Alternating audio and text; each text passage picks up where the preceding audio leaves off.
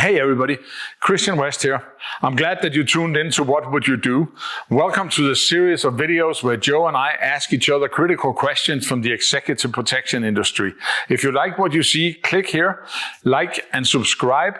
And if you have questions that you want us to answer or try to find a solution to, send them to us via email, text. You can find us on social media. I'm sure you have ideas, or you can post them here and we'll play along and take your question.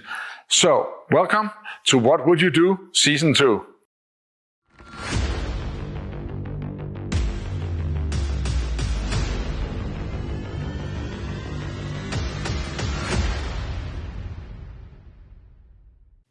You're working for a company, right? And you're either a subcontractor or you're an employee. Okay. And somewhere along the line, you figure out that the company you're working for don't have the licenses to do what they ask you to do. What do you do with that coincidence or that case? Yeah. Well, there's a couple things to think about. So one, what do they ask me to do? I'm like working security, working. Sure.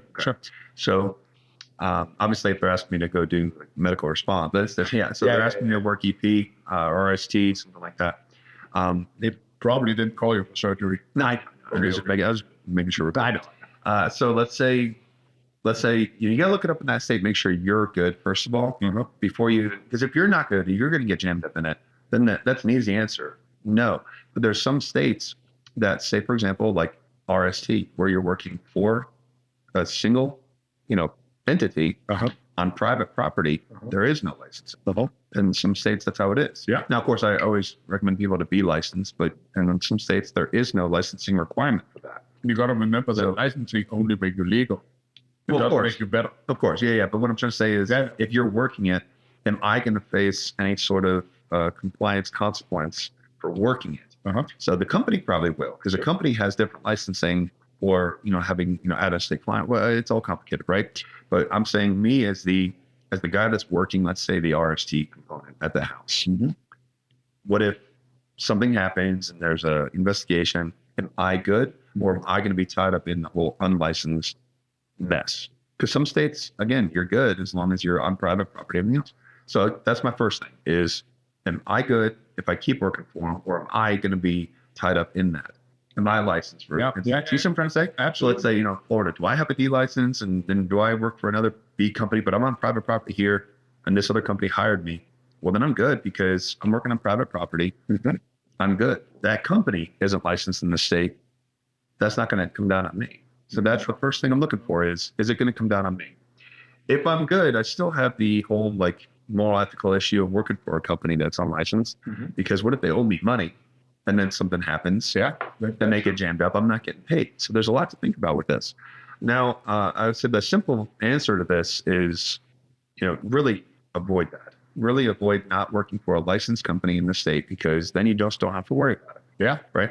Not that solves all the answers or all the problems, but this is something that it's something that shouldn't be a problem.